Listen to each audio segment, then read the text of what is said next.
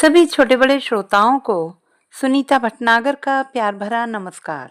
Audio stories के हमारे channel कहानी जगत में आप सभी का स्वागत है। हिंदी कहानियों की श्रृंखला में आइए आज सुनते हैं पुष्पा सक्सेना जी द्वारा रचित कहानी पंख कटी चिड़िया। भांजी, क्या ये चिड़िया मर जाएगी? शीलो के उस अजीब सवाल को सुनकर मम्मी खींच उठी थी। अभी चंद घंटे पहले वे उस नए घर में पहुंचे और इस लड़की ने काम में मदद देने की जगह उल्टे सीधे सवाल पूछने शुरू कर दिए। तारा ने उसकी आदत खराब कर दी थी। उसके हर सवाल का जवाब देना तारा को जरूरी लगता था। उल्टा वह उन्हें भी समझाती। मम्मी, आप नहीं जानती, शीलो बहुत बुद्धिमान लड़की है। इसकी जिज्ञासा शांत न की गई तो इसकी प्रतिभा व्यर्थ जाएगी। हम इसे तराश सकते हैं, इसकी प्रतिभा चमका सकते हैं। कितना चैलेंजिंग काम है ना मम्मी। अब भला शीलो के इस सवाल की कोई तुक है? वह क्या अंतर्यामी है जो बता दे कि चिड़िया कब मरेगी? उनकी झुंझलाहट वाजिब ही थी। चुप रह, वरना थप्पड़ लगाऊंगी। दिमाग चाट डालती है। ये नहीं कि घर बुहार डाले, फालतू बातें किए जा रही है। शीलो की आकुल दृष्टि का अनुसरण करता राजीव उसकी बात समझ गया था। कमरे की बंद खिड़कियों के बावजूद खुले दरवाजे से सबकी दृष्टि बचाकर एक गौरैया कमरे में उड़ आई थी। बाहर निकलने को व्याकुल वो नन्ही चिड़िया कमरे के आर पार चक्कर काटती हताश हो रही थी। सुनैना ने शीलो को डरा दिया था। देख, कमरा तो चारों ओर से बंद है, चिड़िया बाहर कैसे जाएगी? बस यूं ही चक्कर काटते काटते मर जाएगी। शीलो का वो सवाल इसी आधार पर था। शीला और सुनैना दोनों समवयस्क थीं, पर दोनों की स्थिति में जमीन आसमान का अंतर था। सुनैना मम्मी पापा की दुलारी बिटिया थी और शीलो माँ बाप से तिरस्कृत उपेक्षिता थी। पर जिस परिवेश से वह आई थी उसका अंश भी शीलो में परिलक्षित नहीं था। उसकी बुद्धि का लेखा जोखा बस तारा दीदी के पास था। मम्मी ने उसे हमेशा दुत्कारा। खासकर तारा दीदी के बाद तो मम्मी उसे मनहूस होने का उलाहना देती थी। राजीव को अच्छी तरह याद है उस घर में शीलो किस मुश्किल से आई थी। तब पापा रांची जेल में जेलर के रूप में नियुक्त थे। अचानक एक रात जेल के अंदर से शोरगुल की आवाजें आई थी। जेलर साहब, जल्दी चलें, सोमवरिया ने अपनी लड़की को मार डाला है। क्या कह रहे हो श्यामलाल? कल तक तो वह उसे गोद में लिए घूम रही थी। लगता है आज फिर उस पर पागलपन का दौरा पड़ा था साहेब। कसाइन ने गला घोंटकर मार डाला। ओह माय गॉड, मैं तो पहले ही कहती थी उसे पागल खाने भिजवा दीजिए। मम्मी भय से कांप उठी थी। डॉक्टर को साथ ले जब जेलर साहब वहां पहुंचे तो शीलो को गोद में लिटाए सोमवरिया लोरी गा रही थी। अन्य औरतें भय से दूर खड़ी तमाशा देख रही थी। जेलर साहब के पहुंचते ही वार्डन सतर्क हो उठी थी। सर, सबको सोते पाकर इस चुड़ैल ने लड़की का गला टीप दिया। वो तो मैंने देख लिया, वरना किसी और पर दोष आता। मैं पक्की ड्यूटी करती हूँ सर। उन बातों पर ध्यान न देकर जेलर साहब ने सोमवरिया को डपटा था। बच्ची मारकर अब लोरी गा रही है। इधर दे बच्ची को, डॉक्टर देखेंगे। नहीं नहीं, डॉक्टर उसे सुई देकर मार डालेंगे। बच्ची को सोमवरिया ने जोर से सीने से चिपटा लिया था। जेलर साहब के इशारे पर सोमवरिया को चारों ओर से घेर कर लड़की उसकी गोद से छीन ली गई थी। सोमवरिया बेटी पाने के लिए चीखती जा रही थी। बच्ची को दरी पर लिटाकर डॉक्टर ने उसकी नब्ज थामी थी। सचमुच लड़कियों की जान बड़ी सख्त होती है। गला घोंटे जाने के बावजूद उसकी सांसें बच रही थी। माँ ने खत्म कर देने में कोई कसर नहीं छोड़ी थी, पर विधाता ने उसे न जाने किसके लिए बचा लिया था। उसके जीवित बच जाने पर सभी को आश्चर्य था। बच्ची को अस्पताल में भर्ती करा दिया गया। जेलर साहब ने रिपोर्ट दे दी थी। उस 6 वर्ष की बच्ची को माँ के पास रखना खतरनाक है। डॉक्टर के सर्टिफिकेट पर सोमवरिया को पागल खाने भिजवा दिया गया था। जाते समय वह दहाड़े मार मार कर रोई थी। बेटी को छोड़ते हुए उसका सीना फटा जा रहा था। उस दृश्य को देखती तारा दीदी की आंखें भर आई थीं। इसे किस दंड के लिए जेल की सजा भुगतनी पड़ रही है पापा? अपनी सास के सिर पर मसाला पीसने वाली सिल दे मारी थी इसने, वहीं ढेर हो गई थी बेचारी। पापा की उस जानकारी ने तारा दीदी के कहानीकार को जगा दिया था। खोज पड़ताल के बाद उन्हें जो जानकारी मिली, उसने उनके मन में सोमवरिया के प्रति सहानुभूति जगा दी थी। जानते हो राजीव, सोमवरिया की सास कितनी दुष्ट औरत थी। बेटे पर अपना एक छत्र अधिकार जमाए रखने के लिए उसने क्या कुछ नहीं किया था। बेटा बहू के पास न जाए, इसके लिए वह खुद बेटे को दूसरी औरतों के पास जाने को उकसाती थी। भला कौन विश्वास करेगा कि अपने बेटे को पाप के रास्ते ढकेलने के लिए उसकी अपनी माँ जिम्मेवार हो सकती है। गुस्से में ऐसी सास को मार डालना क्या पाप है भैया? उस उम्र में राजीव को दीदी की वो बातें समझ में नहीं आती थी। दीदी से बात करने वाला राजीव ही तो बच रहा था। मम्मी के पास घर के कामों के बाद बात करने का समय ही नहीं रहता था। पाप का रास्ता क्या होता है, ये बातें भी राजीव की बाल बुद्धि से परे थी। तारा दीदी अक्सर शीलो से मिलने अस्पताल जाती थी। वह छोटी बच्ची अस्पताल में सबकी बिटिया बन गई थी। सबका स्नेह पाकर उसका चेहरा चमकने लगा था। तारा दीदी हमेशा उसके लिए चॉकलेट टॉफियां लेकर जाती थी। समय बीतता गया। नन्ही शीलो 10 वर्ष की हो गई। अंततः दीदी ने मम्मी के सामने अपनी बात रखी थी। मम्मी, हम शीलो को अपने घर ले आए। क्या बकवास करती है? तेरा दिमाग तो नहीं फिर गया? पहले ही तुम सब कम परेशान रखते हो जो एक और बल्ला लाना चाहती हो। मम्मी नाराज हो उठी थी। मम्मी, वह तुम्हें बिल्कुल परेशान नहीं करेगी। तुम तो जानती हो उस अस्पताल में कैसे खतरनाक मुजरिम रहते हैं। उन्हें गंदी बीमारियां हो सकती हैं। ये छोटी लड़की अगर उनके रोग पा गई तो उसका क्या होगा? मम्मी, मैं शीलो की पूरी जिम्मेवारी लेती हूँ। बस तुम एक बार हाँ कर दो। माँ, तारा दीदी लाड़ में मम्मी को माँ कहा करती थी। ना बाबा, मुझे ये बात कतई मंजूर नहीं। हत्यारिन माँ की बेटी मैं इस घर में नहीं ला सकती। वैसे भी वो मनहूस है। इस जेल में उसका जन्म हुआ है। न जाने किसका पाप है। खून का असर तो रहता ही है ना। मम्मी की ना को हाँ में बदलना कठिन काम था, पर तारा दीदी उस कला में निपुण थी। एक दिन जेल के अस्पताल में मम्मी को रोगियों को मिठाई फल बांटने जाना था। तारा दीदी ने इस अवसर का फायदा उठाया था। सुनैना की पुरानी फ्रॉक पहने शीलो ने स्टेज पर मम्मी को गुलदस्ता देकर हाथ जोड़ दिए थे। तारा दीदी ने उसे इस कार्य के लिए पूरी ट्रेनिंग दी थी। मम्मी ने प्यार से उसके गाल थपथपा दिए। शीलो का मुंह प्रसन्नता से दमक उठा था। घर पहुंची मम्मी से फिर तारा दीदी ने मनुहार की थी। मम्मी, आप फिर सोचिए ना, एक लड़की का आप जीवन बना सकती हैं, वरना उस माहौल में रहकर वह भी अपराधी ही बनेगी। मम्मी उस दिन ना नहीं कर सकी थी, पर उन्होंने साफ हिदायत दे डाली थी। उस लड़की ने अगर कोई गड़बड़ की तो फौरन उसे वहीं वापस भेज देंगी। उसकी जिम्मेवारी तारा को लेनी होगी। चोरी वोरी की तो वही जानेगी, वगैरह वगैरह। उसी शाम तारा दीदी शीलो को घर ले आई थी। उनके घर पहुंची शीलो विस्मय से घर निहारती रह गई थी। समवयस्क सुनैना की ओर उसने दोस्ती का हाथ बढ़ाया था, पर मम्मी ने उसे पहले ही समझा दिया था, उस लड़की से ज्यादा बातें करना ठीक नहीं, वरना तू भी उसी जैसी गंदी लड़की बन जाएगी। सुनैना से उत्साह न पाकर भी शीलो उसके आगे पीछे लगी रहती। कभी कभी सुनैना अकारण ही उसे डांटती, पर शीलो तिरस्कार की गुट्टी पीकर ही बड़ी हुई थी। मम्मी उससे उदासीन ही रहती, पर तारा दीदी के लिए वह एक चैलेंज थी। पहले ही दिन उसके सिर में पड़े जुएं मारने का शैम्पू लेकर जब वह घर आई तो मम्मी से खासी डांट पड़ी थी। अब इसके ये नखरे मैं नहीं उठा सकती। अरे रात में केरोसिन मलकर सो जाए, सुबह साबुन से रगड़ कर सिर धो डाले, जुएं साफ हो जाएंगी। मेरे पास फालतू पैसे नहीं है। पर मम्मी, ये पैसे तो मेरी पॉकेट मनी के हैं, आपका पैसा थोड़ी ही है। वाह, अब तेरा मेरा पैसा अलग हो गया। आखिर तो मेरे ही पैसे से पॉकेट मनी मिलती है ना। मम्मी बड़बड़ाती गईं और तारा दीदी हंसकर टालती गईं।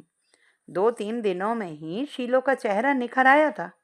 तारा दीदी ने जब उसे पढ़ाना शुरू किया तो फिर मम्मी से डांट खाई थी। अपनी पढ़ाई छोड़कर तू जो इसके साथ माथापच्ची कर रही है ना, उसका कोई फायदा नहीं होने वाला है। खून का असर कहीं जाता नहीं है। देख लेना, जरा समझ आई नहीं कि सब ले देकर गायब हो जाएगी। आखिर है किसकी बेटी? तारा दीदी ने मम्मी का कहा झूठ कर दिखाने की जिद ठान ली थी। जब भी समय मिलता शीलो को साथ ले बैठती थी। उधर मम्मी अपने कामों के लिए जब तब शीलो को पुकार लगाती। हाथ में पेंसिल लिए शीलो जब मम्मी का हुक्म बजाने पहुंचती तो हाथ में पकड़ी पेंसिल देखते ही उनका पारा आसमान पर चढ़ जाता। हमारे यहाँ तो स्कूल खुल गया है, जब देखो तब पढ़ाई चल रही है। सबकी रोटी बनाने को मैं ही रह गई हूँ ना। चल जल्दी से मसाला पीस। शीलो के हाथ की पेंसिल छीन कर मम्मी उसे काम में जुटा देती। कभी कभी राजीव उस लड़की का जीवट देखकर ताज्जुब में पड़ जाता। उतनी छोटी लड़की एक साथ इतने काम कैसे निपटा लेती है। मम्मी की डांट फटकार का उस पर जैसे कोई असर ही नहीं होता। मम्मी का हर हुक्म वह पूरी निष्ठा से निभाती और तारा दीदी का दिया होमवर्क भी न जाने कब निपटा डालती। उसकी बुद्धि का लोहा तो पापा तक ने माना था। 2 वर्षों में ही उसने छोटे छोटे वाक्य लिखने पढ़ने सीख लिए थे। सुनैना उसे चिढ़ाती, पढ़ना लिखना सीख कर अपनी माँ के पास चिट्ठी लिखेगी, जेल का पता याद है ना। उस तीखी बात पर शीलो की आंखें भर आती। माँ की छवि उसके नन्हे मानस में गडमड थी। कभी उसे सीने से चिपकाए लोरी गाती माँ, तो कभी उसकी गर्दन दबाती हत्यारिन माँ। सुनैना के पास उसे दुखी करने का यही तीखा हथियार था, जिससे वह जब तब उसे घायल करती रहती। पिछले 3-4 वर्ष उसने माँ को देखे बिना बिताए थे, पर जैसे जैसे शीलो समझदार होती जा रही थी, माँ के प्रति उसका लगाव बढ़ता जा रहा था। शायद इसके लिए तारा दीदी जिम्मेदार थी। उन्होंने शीलो की माँ का दुख शीलो को समझाया था। शीलो समझ गई कि उसकी माँ अपराधी नहीं है। एक दिन जब शीलो ने जेल जाकर माँ से मिल आने की बात कही तो मम्मी चिढ़ गई थी। खाएगी यहाँ का और गुण गाएगी माँ का। हत्यारिन माँ का इतना दुलार है, ठीक ठाक माँ होती तो न जाने क्या करती। मम्मी प्लीज, आप ऐसी बातें मत किया कीजिए। She will be badly hurt. Tara दीदी ने विरोध किया था। ऐसी की तैसी। अरे इतना ही गुमान है तो यहाँ हमारे टुकड़ों पर क्यों पड़ी है। उस रात तारा दीदी के लाख मनाने पर भी शीलो ने खाना नहीं खाया था। मम्मी को दीदी की शीलो से मनोहार नहीं भाई थी। 10 वर्ष की उम्र में ही शीलो बेहद समझदार हो गई थी। वह दूसरों की दया पर आश्रित है, ये बात मम्मी उसे जब तब जताती रहती थी। तारा दीदी का स्नेह ना मिलता तो शायद वह लड़की पहले ही खत्म हो जाती। तारा दीदी के स्नेह ने उसे नया जीवन दिया था। स्कूल में पढ़ने वाली सुनैना की किताबें वह धड़ल्ले से पढ़ जाती। कभी कभी तो जो सवाल सुनैना हल नहीं कर पाती, शीलो कर देती। शीलो से सुनैना की चिढ़ की एक वजह यह भी थी। शीलो की प्रतिभा देखकर एक दिन पापा ने भी दबी जुबान में उसे किसी स्कूल में दाखिल कराने की बात कही भरती कि मम्मी ने घर सिर पर उठा लिया था। पापा भी सहम गए थे। तारा दीदी कभी कभी राजीव से कहती, हम लोग एक ब्रेन डेथ के चश्मदीद गवाह हैं। अगर शीलो स्कूल जाती तो क्या कुछ नहीं बन सकती। राजीव के हाँ पर वह और भी ज्यादा उत्साहित हो उठती। तो मैं सच बताऊं, ये लड़की हम सबसे ज्यादा इंटेलिजेंट है, पर बेचारी अभागी है, वरना। तारा दीदी चुप हो जाती। अचानक एक दिन अच्छी भली तारा दीदी कॉलेज से भयंकर सिर दर्द और बुखार के साथ घर लौटी थी। मम्मी ने अदरक और काली मिर्च की चाय पिलाई थी, पर उनका बुखार बढ़ता ही चला गया। सिर दर्द और तेज बुखार से दीदी झटपटा रही थी। शीलो उनका सिर दबाती मम्मी की हर बात पर दौड़ रही थी। कभी फ्रिज से आइस निकालती, कभी दीदी के लिए फलों का रस निचोड़ती, दूध गर्म करती। शीलो का मुंह पीला पड़ गया था। मम्मी दीदी की खाट की पाटी से लगकर बैठी थी और शीलो दीदी के हर काम करती, आसपास चक्कर काटती रहती। अंततः बड़े डॉक्टर बुलाए गए थे। दीदी का परीक्षण करते ही डॉक्टर चौधरी चुप पड़ गए थे। आपने देर कर दी मिस्टर प्रसाद, इसे मेनिंजाइटिस है। सबको बिलखता छोड़कर तारा दीदी चली गई थी। शीलो स्तब्ध शून्य में ताकती रह गई थी। उसका तो जैसे सब कुछ लुट गया था। मम्मी ने खाट पकड़ ली थी। उसकी तीमारदारी का दायित्व भी शीला ने ही उठाया था, पर मम्मी उसे देखते ही कोसने लगती। अब वह शीलो बदल गई थी। उसके चेहरे की मुस्कान लुट चुकी थी। अपनी स्थिति वह समझ गई थी। मम्मी की जली कटी वह तारा दीदी के सहारे सहज भाव से सह पाती थी, पर अब वह सचमुच दूसरों की दया पर निर्भर थी। उस घर में उसका था ही कौन। जरा ठीक होते ही मम्मी ने शीलो को कोसना शुरू कर दिया था। इस कुलच्छनी के कारण ही मेरी सोने सी बेटी चली गई। मनहूस है, इसे निकालकर घर से बाहर करो। जिसके पास रहेगी उसे खत्म कर डालेगी। पापा समझाते। तारा का इससे कितना प्यार था, इसे निकाल देंगे तो उसकी आत्मा दुख पाएगी। मम्मी के मन में न जाने क्यों यह विश्वास जम गया था कि तारा दीदी की मौत की जिम्मेवार शीलो है। मम्मी के सारे कुवचन सुनती शीलो सिर झुकाए घर के सारे काम निपटाती जाती थी। एक बात जरूर थी कि तारा दीदी के जाने के बाद उसने कभी अपनी कॉपी किताब नहीं छुई। एक दिन सुनैना ने कहा भी था, तू अब पढ़ती नहीं शीलो? क्या करूंगी पढ़कर? शीलो की सपाट आंखों में तारा दीदी की मौत प्रतिबिंबित थी। पढ़ लिख जाएगी तो तेरा ही भला होगा, पापा ने समझाना चाहा था, पर शीलो ने अपनी किताबों को हाथ नहीं लगाया था। राजीव देखता कि शीलो अक्सर तारा दीदी के कमरे में जाकर अपने आंसू पोंछ रही होती या उनके फोटो को अपनी फ्रॉक से साफ करती। तारा दीदी की मृत्यु के बाद भी उस कमरे में शीलो ने सोना नहीं छोड़ा था। सुनैना और राजीव उनके कमरे में जाना टाला करते, पर शीलो जैसे उसी कमरे में जाकर शांति पाती। निशब्द सिर झुकाए काम करती शीलो को देखकर सुनैना भी उदास हो जाती। राजीव भैया, इसे क्या हो गया है? पहले कितना हंसती थी, मेरे साथ खेलती थी, पर अब तो जैसे ये जिंदा ही नहीं है। राजीव चौंक गया था। कितना ठीक कहा सुनैना ने। क्या पहले वाली शीलो मर नहीं गई, जो मम्मी की 1000 गालियां खाकर भी तारा दीदी के सामने खिलखिला उठती थी? सुनैना की झिड़की पर भी उसे मनाने की कोशिश करती थी, हंसती जाती थी। अब उसकी वो हंसी कहाँ गई? शायद वह समझ गई थी कि उसके लिए तारा दीदी की सुदृढ़ ढाल अब नहीं थी। अपनी नियति उसने स्वीकार कर ली थी। उस घर में वह सर्वथा अवांछित ही तो थी। पापा के रिटायरमेंट के बाद आज वे इस नए घर में आए हैं। पुराना घर छोड़ते शीलो कितना रोई थी। तारा दीदी का लगाया आम का पेड़ साथ लाने की जब शीलो ने कोशिश की तो मम्मी ने जिस तरह उसे कोसा, वो सह पाना उसे ही संभव था।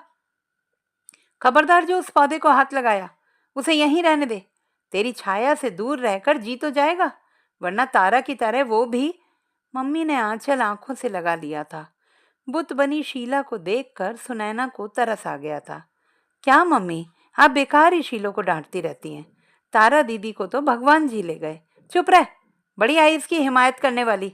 देख लेना, इसकी वजह से एक दिन मैं भी चली जाऊंगी, तब खुशी होगी तुझे। उस घर को छोड़ते समय शीलो ने पापा से कहा था उसे उसकी माँ के पास पहुंचा दिया जाए। पापा चुप रह गए थे। कुछ ही दिन पहले खबर आई थी, सोमवरिया के पागलपन के दौरे बहुत बढ़ गए हैं, उसे जंजीरों से बांध कर रखना पड़ता है।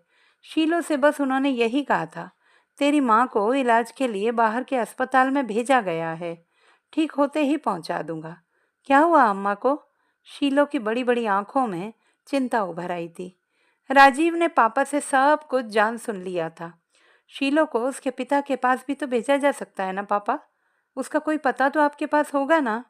उसी के गांव के आदमी से पता लगा था, उसने दूसरी शादी कर ली। ये शहर छोड़कर कहीं और जा बसा है नालायक।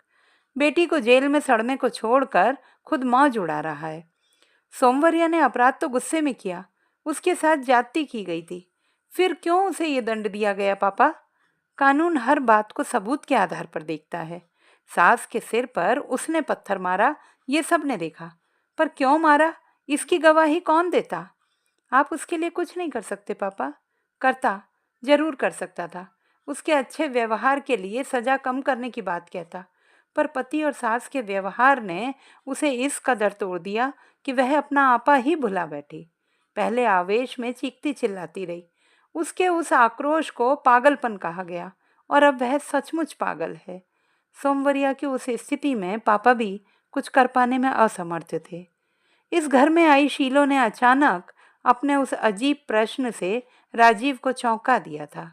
एक हंसती गाती चिड़िया को क्या उन्होंने मार नहीं डाला? राजीव को बचपन की एक घटना याद हो आई। उसके साथ के एक लड़के ने एक नन्ही चिड़िया के पंख कतर कर उसे क्लासरूम में छोड़ दिया था। इधर उधर भागती चिड़िया का असहाय रूप देखकर सब ताली बजाकर हंस रहे थे। शीलो क्या उस चिड़िया सी नहीं है? जिसके पंख विधाता ने पागल माँ और निष्ठुर पिता देकर कतर डाले, और आज वह मम्मी की डांट मार खाती उनके क्रूर आदेशों पर असहाय सी दौड़ रही है। नहीं, उसे मुक्ति दिलानी ही होगी। किसी भी महिला संस्था में उसकी शिक्षा दीक्षा हो सकती है, वह स्वावलंबी बन सकती है। तारा दीदी का सपना उसे सच करना ही होगा। दृढ़ निश्चय के साथ राजीव पापा के कमरे की ओर चल दिया था। तो दोस्तों, यदि हमारी आज की कहानी आपको कैसी लगी, कमेंट बॉक्स में लिखना ना भूलें। चैनल को सब्सक्राइब करें, लाइक करें और मित्रों के साथ शेयर करें।